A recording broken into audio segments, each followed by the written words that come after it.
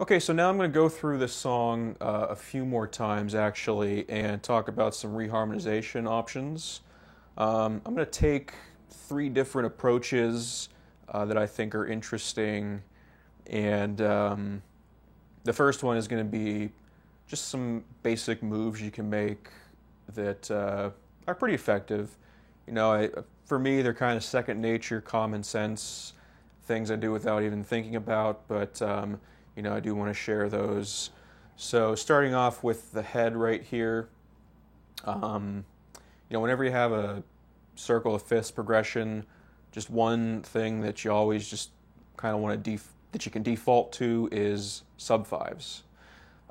Sub fives being the tritone subs of the secondary dominants, that would lead into the next chord. So, for example, we have F minor 7 here, sub 5 leading into the next chord, B7.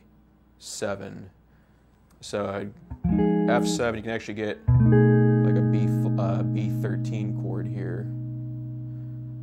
Okay, and that resolves by a half step down to B flat minor 7. So I'm just going to squeak in all the sub 5s here. So B7 to B flat minor 7, then we have E7, it leads into E flat 7, again all by a half step, and there's A7 that leads into A flat major 7.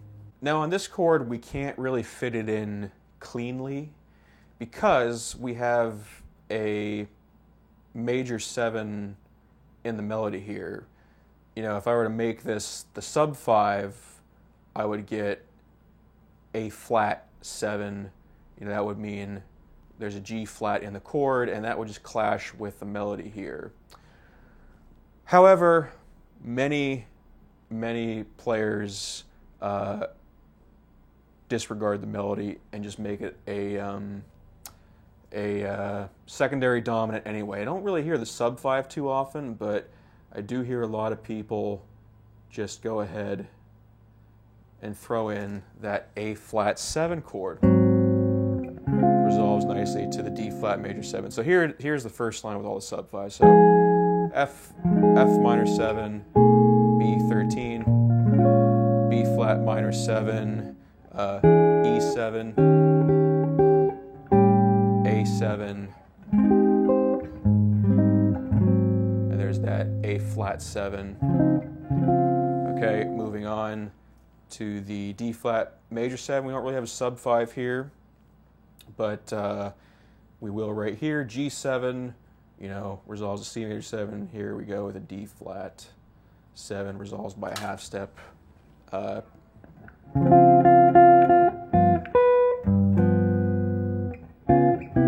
Okay, so whether you're playing, this, whether you're comping, whether you're playing solo, this is just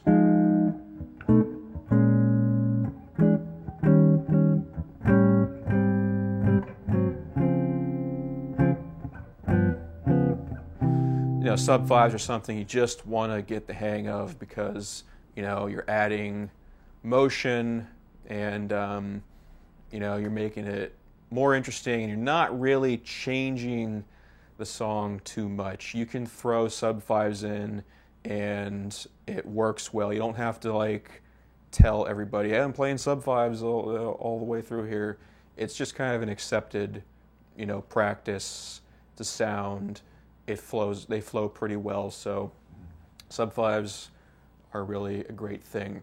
Some other options right here over this A flat major 7 chord. Again, if you're really uncomfortable, with this A flat 7 chord, a reharmonization could be C7. So, you got this.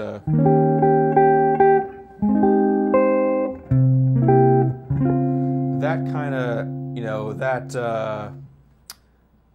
has that pushing up effect. You're going dominant chord, then you're resolving up a half step. That's kind of like a deceptive resolution. In this case, again, you're going to D flat major 7. It kind of has, you know, like you're sliding into it. It's a nice effect. I always like that. So that's another option right here. You could also do A flat major 7 sharp 5. Same idea, you know, you're getting that augmented. Again,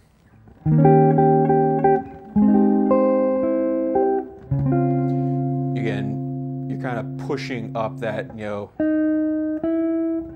that type of motion is leading you towards your D flat major 7 chord.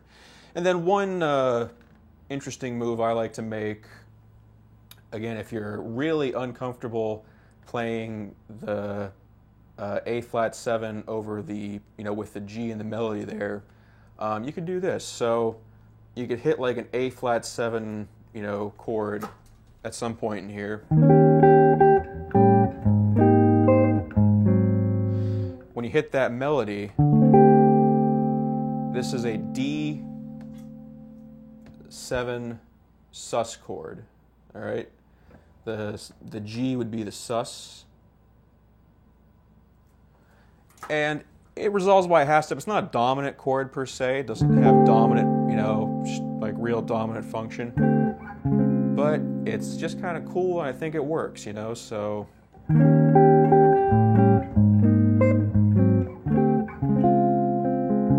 You know, just you know, kind of slides right down into your D flat major 7th chord there.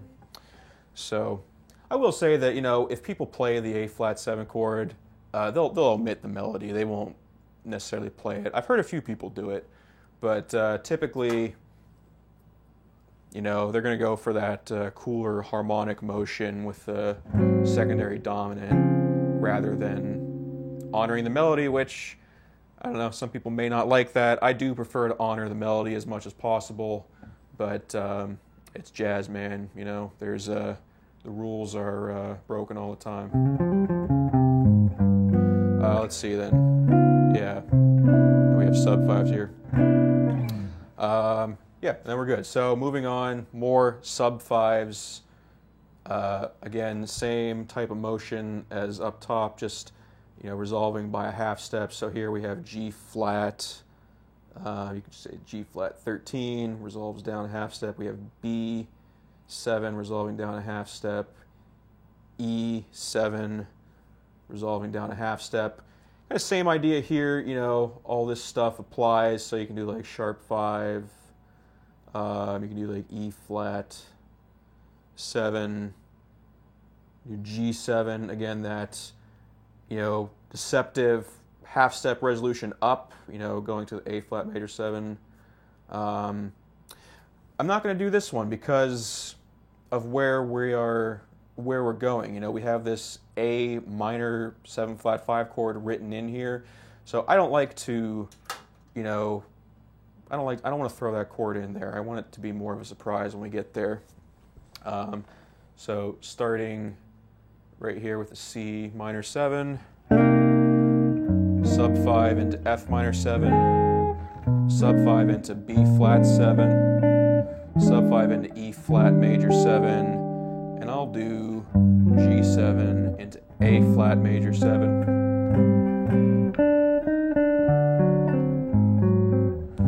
A couple other options for sub 5s here. Quick little one right here, E flat 7, you know. Depends on how quick you are. And then right here you can do A flat 7, and that's quick. I know I just said I don't want to overdo certain chords, so, you know, I might leave this one out since I just came from an A flat, but, you know, it's really up to you, whatever you're hearing. Yeah, and then a little thing I like to do right here, I would walk down chromatically, or, you know, just descending dominant chords leading into one another until I get to my E flat, or my E7 sharp 9.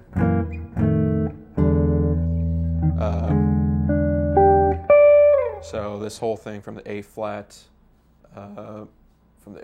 major 7, sub fives here. Like that. So the F sharp 7, the F7, walking down until you get to that E7 sharp 9. That's kind of my go-to right there. Moving on to the bridge, more sub fives. You know, throw them in everywhere. E flat 7 right here. So it's really like an E flat 13 chord. So, you know, A. There's that E flat 13. Moves down a half step to the D7. And really, I like these to be sus chords. So this is like E flat 13 sus. Same idea, you know, sub fives. And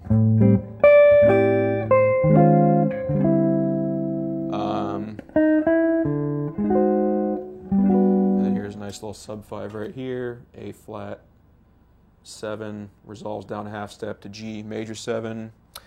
I'm going to keep going down here to the F sharp minor 7 flat 5. C7 resolves down to B. And then, yeah, one right I like to do right here is a little extra motion. F sharp 7, F7 sharp 11. Really wild chord right here, F over B, very tense. A nice resolution to your E chord there. So F minor 7 flat 5. Here's a C. This is actually a C13 chord. So 13. F7. Sorry, F sharp 7 to F7 sharp 11. F over B. And then there's my 1 chord. And then going back into the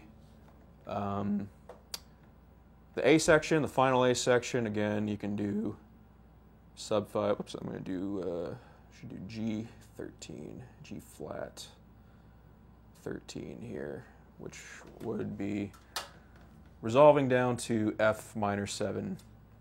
And actually something interesting right here, on the original recording, we don't get this chord. Instead, from the E major 7, we get an E major 7 sharp 5, which is quite interesting. And then that chord pushes back up to F minor 7 from below. So it'd be E major 7, E major 7, sharp 5 to F minor. The interesting thing about that is that E major 7 sharp 5 actually is, you know, very closely related to like a C altered chord. You know, if you think about the chord scale, we get altered dominant, you know, likely over this chord. So that'd be a C sharp melodic minor. And the, you know, another chord you could get from that particular scale would be E, like major 7 sharp 5. It'd be Lydian, E Lydian augmented.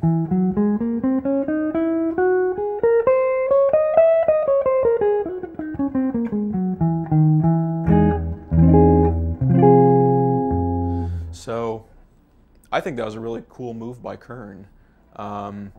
Obviously, the jazz guys are going to change that to a dominant chord, but it's a very surprisingly smooth, you know, and kind of shocking modulation on the original recording. I just wanted to point that out, and I'll actually write that in here. So, you know, parentheses E major 7 sharp 5. If you want to stay true to the original recording. Anyway, moving on, again, sub 5 back here, same as before. We're going to get B13, E7, A7, same stuff, you know, as before. So A flat 7, sharp 5. And, you know, you can pick and choose. You can do something different the first time and then something else the second time through. So it's totally up to you. All right, yeah, and I think that's all the sub 5 action. Well, I guess you could go one right here if we're really being crazy, overdoing it. Actually, you could go right here too. I'm sorry, move that up there. So, starting from the final A section, once again, B13, B flat minor 7, E7, E flat 7, A7, and then I'll just pick sharp 5 here.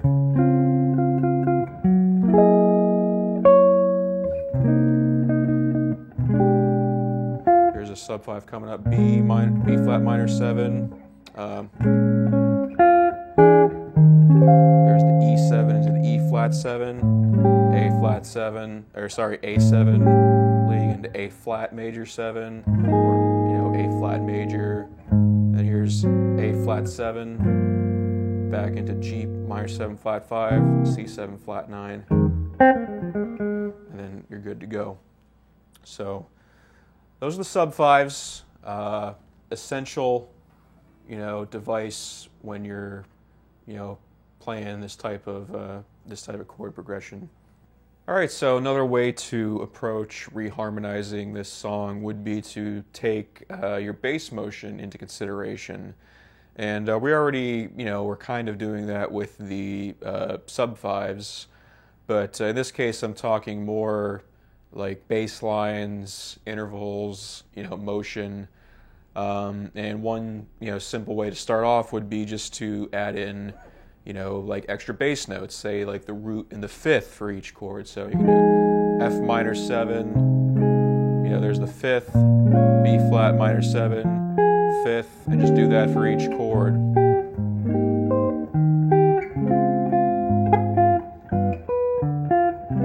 And that's just the, diatonic chord tone. I'm not really reharmonizing anything there. I kind of get this, two feel almost. Root and fifth, that's a common, that's as basic as it gets, as fundamental as it gets for bass playing, but effective nonetheless. And the fifth really leads nicely into the next chord. It's basically the scale tone, one scale tone away each time, which is cool. Beyond that, you could get as crazy as you want. You could add more than just the root and the fifth, like almost arpeggios.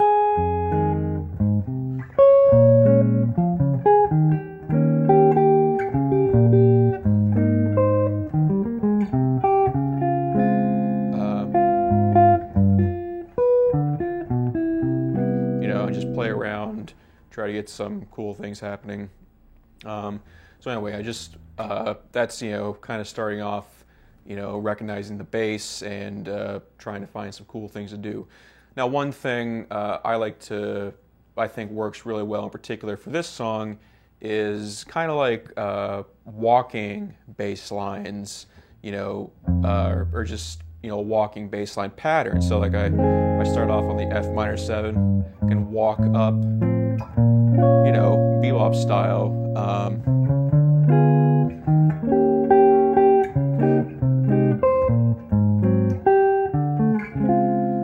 And kind of, again, think linearly. And what I end up getting is more, again, like a secondary dominant idea. So if I start on the F minor 7, and then I walk my way up, eventually, and I'm going to write this in a different color. Let's do blue. Eventually, I'm going to get like an F over an A chord, A bass here, so like a first inversion to B flat minor 7. If I think the same thing, like, there I get like an inversion of a B flat 7 chord, which moves nicely into E flat 7 there, so it's like B flat 7 over D, So again, F minor 7.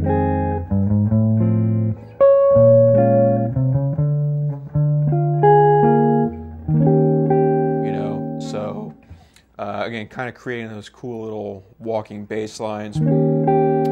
Here I like to actually go back down. You could continue to go up, but just to add a little different thing here, I'll actually go from E flat. I'll go E flat. Actually, I'll write it right here. E flat over D flat. So I'll go down like that, and then I'll end up on A flat major 7. You know, A flat major 7 over C. And so forth. So yeah, that's just cool.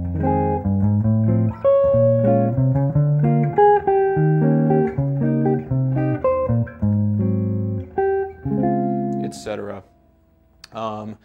So Joe Pass does some ideas like that. He kind of, you know,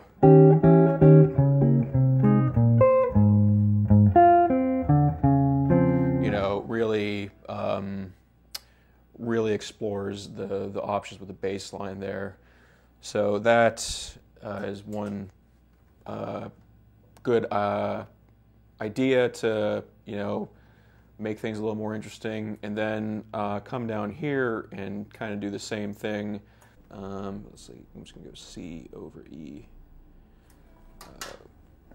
Kind of like that, you know. And then same thing here, F minor 7, F7 over A, walk it up. It leads nicely into B flat 7. So C minor 7, bass note E, F minor 7, F7 over A, secondary dominant, B flat 7. Let's do the same thing. Let's come down to do B flat over A here. A flat, excuse me. B flat over A flat. And then that can lead nicely into E flat major 7 over G. So yeah, just another idea for that progression.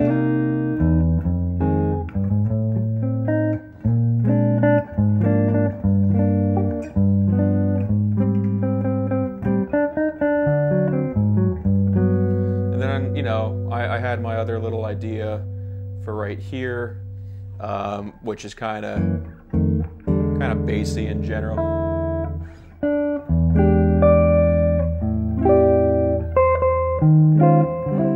Going back to my sub photos.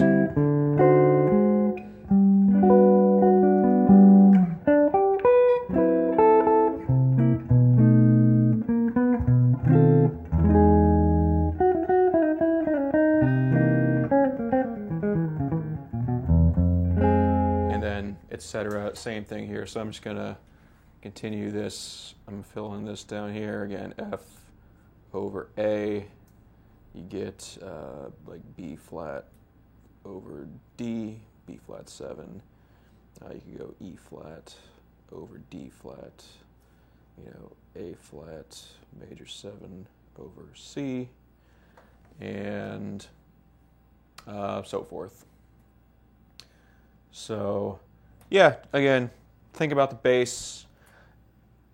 And right here, I already talked about this when I was doing the harmonic analysis, but you can pedal E flat, you know, the dominant pedal over here. I think that's very effective. Let's do an E flat pedal, E flat ped. You can do that all through here, pretty much.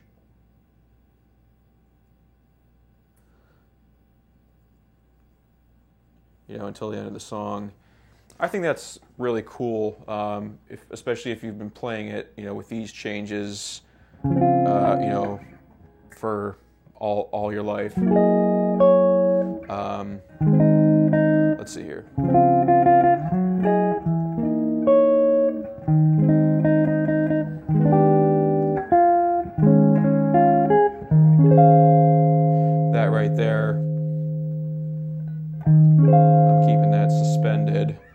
till right there. So I'm actually going to make one more note. So this is like, E flat 7. I'm doing like E flat, let's call it a 9. And then, E flat 7 here. Sorry, E flat 7. But anyway, okay, so I'm going to go through one last time and show you some more advanced harmonizations. And this is stuff I'm drawing from the Bill Evans recording I mentioned and the Joe Pass. They kind of do some of the same stuff. And I've heard this on other recordings too, but those are the two that I really, I usually go to study. So these are, again, a little bit more advanced. Hopefully you'll keep up, but I'm going to write these in red. And I'm going to start up here. I mentioned before this, Bill likes to do a minor chord here. So I'm just going to say D flat, minor 7. Any type of minor chord would be cool, but again, in that intro.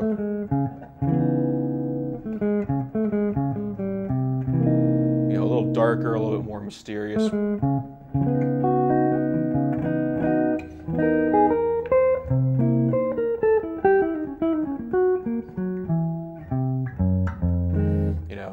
Pretty cool.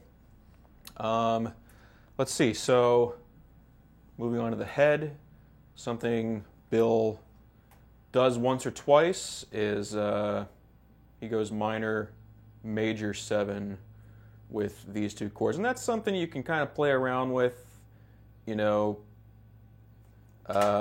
you have a basic progression like this, circle of fifths, you can always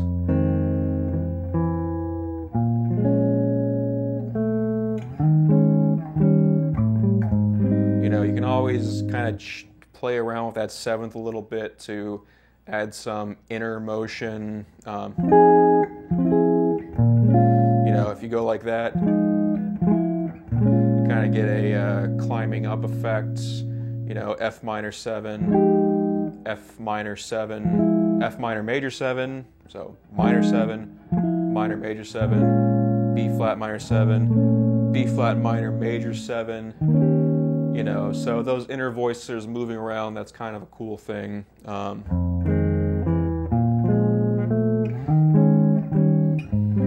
And then you can move them back later on, like in the E flat, like,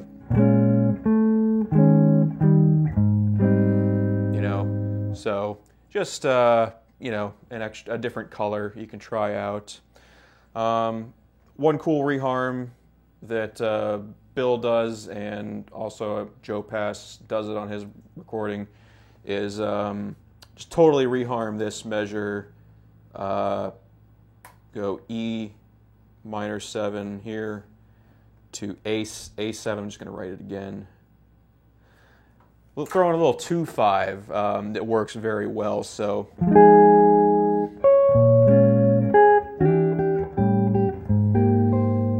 what's happening here? Again, the sub 5, A7 being the tritone sub of E flat 7. All you're doing is you're just adding on the 2 to that tritone sub, so you get a kind of cool, 2-5 that just kind of happens out of nowhere, and it happens to work very well with this melody, so that's cool. One more time.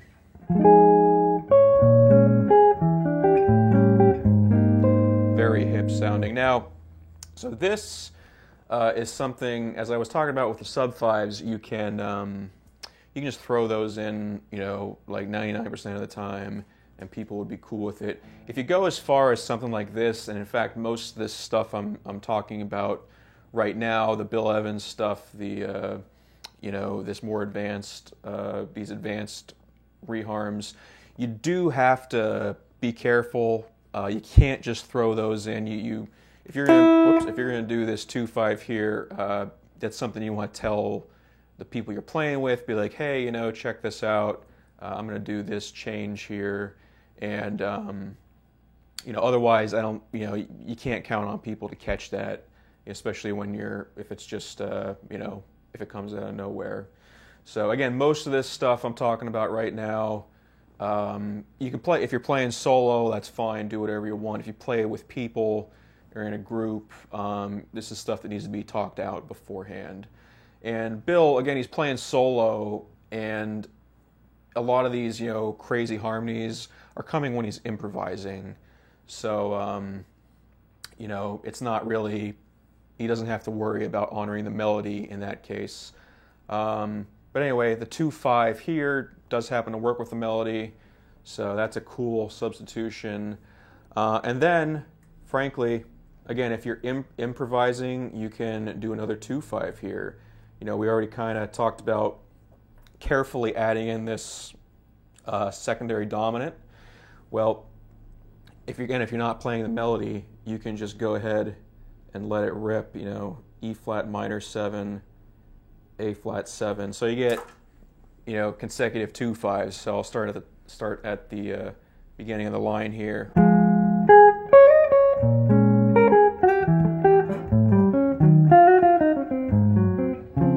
You get that nice effect.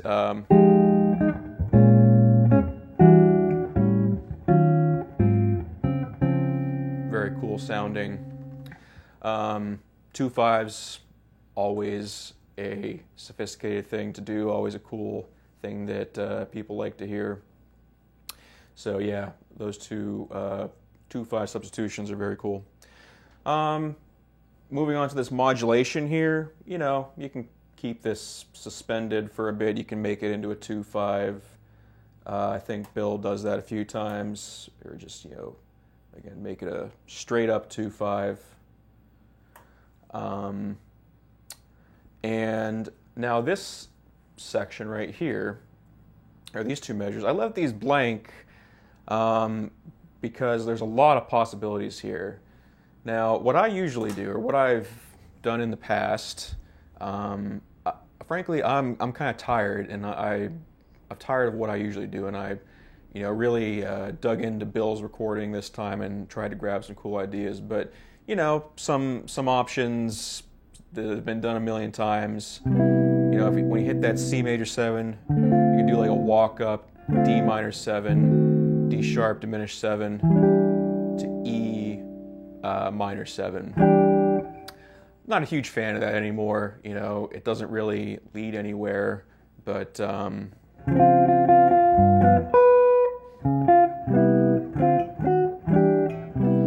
whatever. It's just a little something to fill in. Another option I've done in the past is to descend. Again, I'm just kind of worn. That's just kind of worn out for me, so I'm not even going to mark those down. Instead, some cool things you can do are, well, actually, I'll tell you what. I am going to mark down the basic one. I'm going to write it right here. So D minor 7, D sharp diminished 7 to E minor 7. We'll start off like that. Okay. All right, some cooler things. So you hit that C major 7 chord.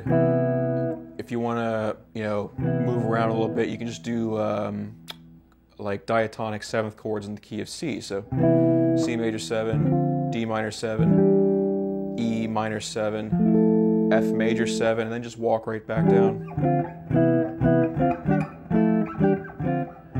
I always kind of like that a little better. It's, I don't know, just that type of chord is fun to play on guitar, or you could do.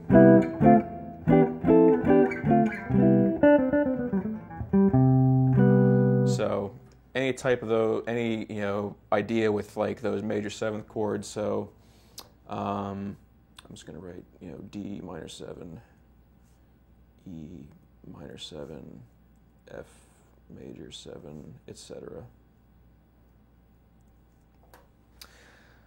Another thing you can do, another 7th chord idea would be like circle of fifths.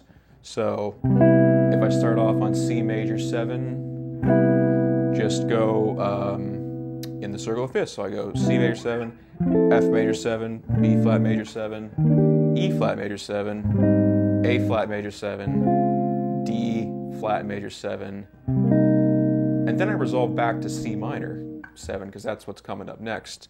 So that's kind of a Joe Pass thing. I've heard him do that, you know, particularly, you know, with those like punchy, you know, voicings on guitar. I mean, it's, you know, a lot of people do it, but when it comes to guitar, I know Joe does that particular chord lick quite a bit. Kind of like that. So I'm just going to write, let's see here. I'm going to write circle.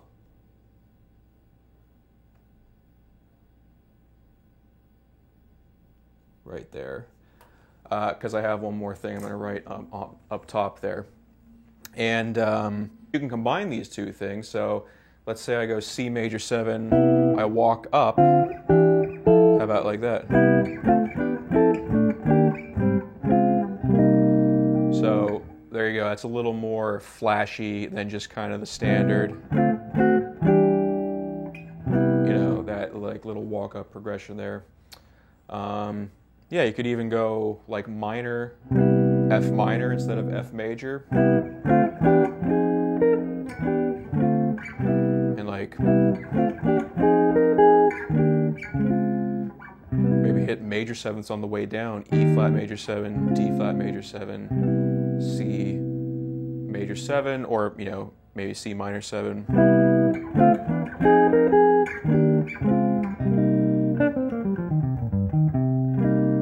So there you go. One very cool passage you could do, this is one that Bill Evans does, just throw in as many 2/5s as you can. So, you know, if you work backwards, you can have from C major 7, work backwards D minor 7 to G7 to C major 7. There's 1 2/5. What if I go beyond that? How about E minor 7, A7, D minor 7, G7 to C major 7? That's 3 6 2 5 1. What if I go beyond that? How about F sharp minor 7 flat 5? You know, sharp 4 minor 7 flat 5 to B7, 5 of 3, and then 3 6 2 5 1. Well, Bill does something crazy like that on one of his choruses, and he does like a little. He has a really beboppy lick, tough to do on guitar, but you can just take those chords and you know, breeze right through them, you know, and set up that C minor 7 nicely. So again, that was F sharp minor 7 flat 5 B7, E minor 7, A7, D minor 7, G7. So there you go, another cool little reharm idea there. So let's see. Sorry.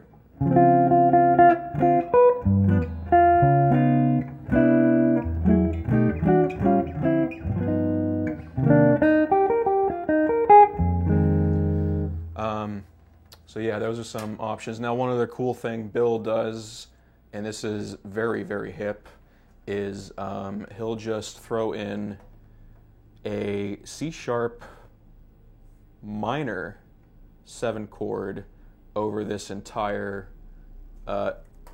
measure here, and then that just resolves down a half step to C minor 7. Very, very out there. If I play that.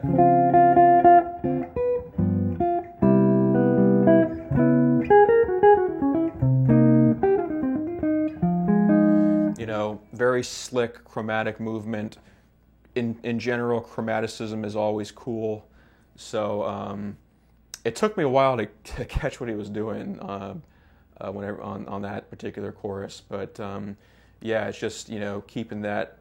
Again, it's more of this isn't an improvising context. It's not like I don't know if that would really work on the melody, but you know, if you're trying to expand your harmony through improv, yeah, a little nice chromatic shift down there is cool. So C sharp minor 7, resolving down to C minor 7. Let's try that one more time.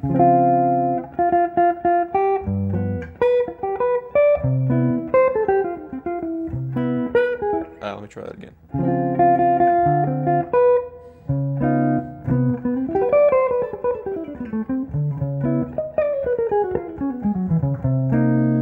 So, you know, you could probably come up with some better licks than that, but it's certainly an interesting bebop idea. So, moving on here, you could, employ some of the same stuff. Frankly, Bill doesn't really do it. Doesn't do the same stuff on this chorus. He kind of just plays it straight. He doesn't do like this 2/5 here. He doesn't even really. He does hit like an E flat 7 chord here sometimes, but again, he's kind of a little bit tamer on this chorus. I will say right here, he just basically expands this measure. He will completely leave out the A flat major 7 chord and just go A minor 7 flat 5 for that measure, which is interesting. I'm going to push forward here. Almost done. I hear the sharp 11 sometimes, not just in Bill's playing, but always a cool flavor to throw in if you're trying to be hip. And then another idea that Bill does, I go down here. Well, you can also come up, and this is what he does pretty much every time here. Just again, diatonic 7th chords ascending. So if I start at the beginning of this line, let's see, A minor 7, B minor 7, and that, right there, the B minor 7, the E7, that becomes a 2/5, and then you hear good throughout here. This G major 7 chord, you can kind of maybe try to throw in some of these ideas. Something that I hear, I think Bill and Joe do, good old moving 7th chords.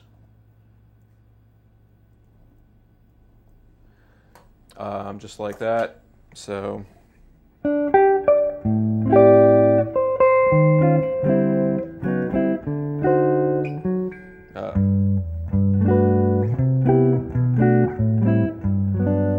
Nothing too fancy.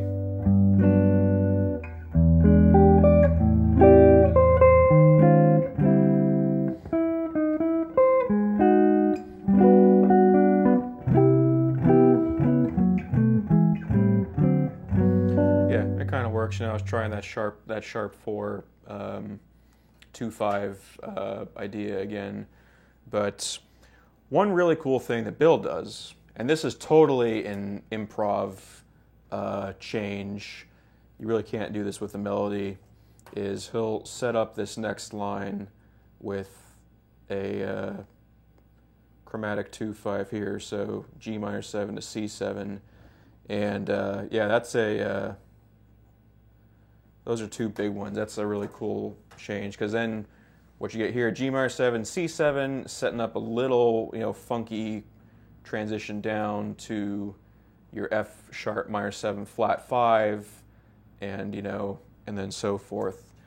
So if I were to play this this bridge with Bill's ideas.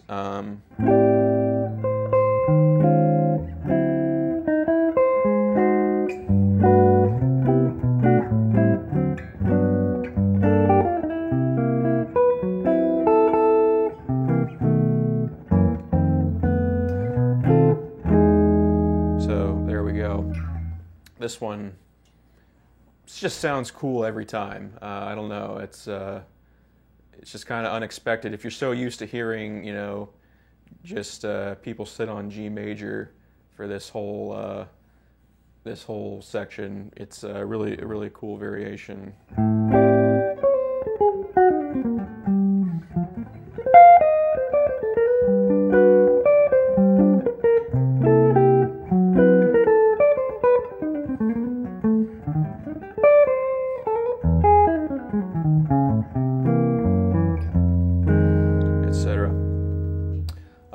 let's see. We're gonna move on.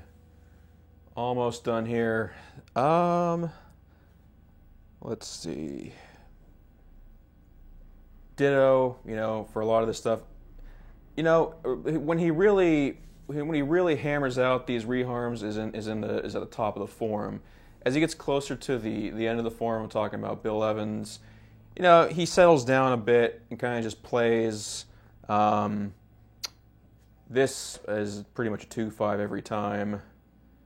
D flat minor 7, G flat 13, or D flat minor 9, we'll say. So not a huge change.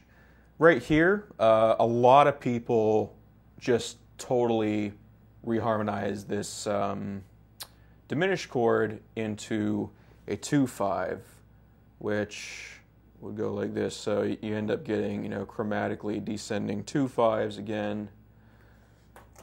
So if I start, let me start right here on the D flat major 7 chord. Just play the chords. B minor 7, E7.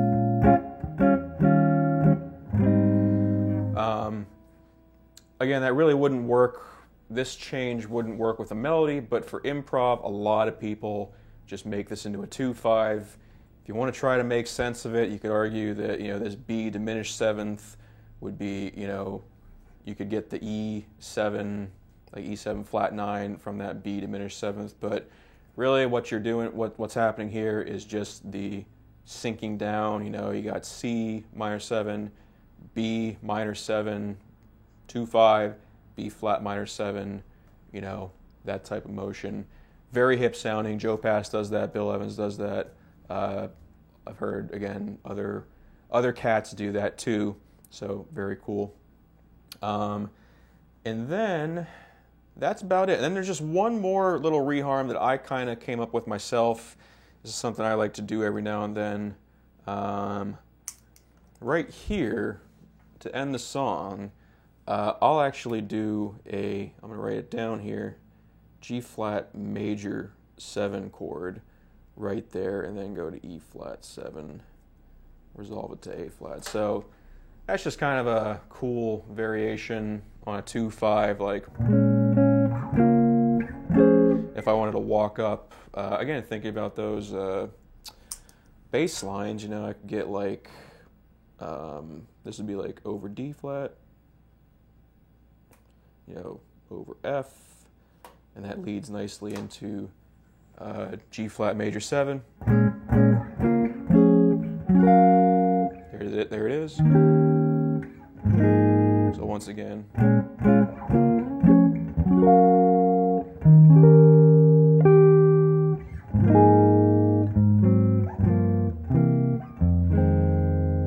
And we're ready to turn it all around. Sometimes I think Bill does a flat minor 7 chord here. Just hip, moves down a half step to the next measure. But there you have it. So hopefully you had some fun going a little wild here with these ideas.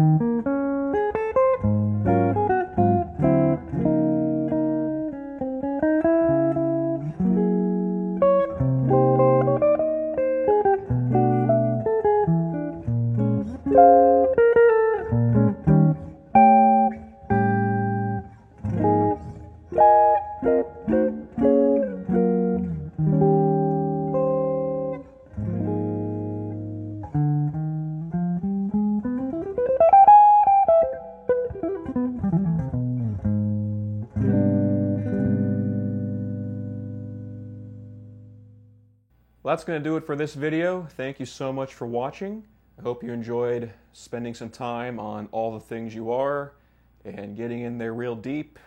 I hope you don't go bored with this one anytime soon. You know, I think we talked about a lot of good stuff, and hopefully you can incorporate some of these ideas into your playing. If you have any thoughts or questions, please feel free to leave a comment below. Don't forget to like this video, subscribe to my channel, and also please consider supporting me on Patreon. I have a link in the description box. So thank you one more time, and I'll see you next time.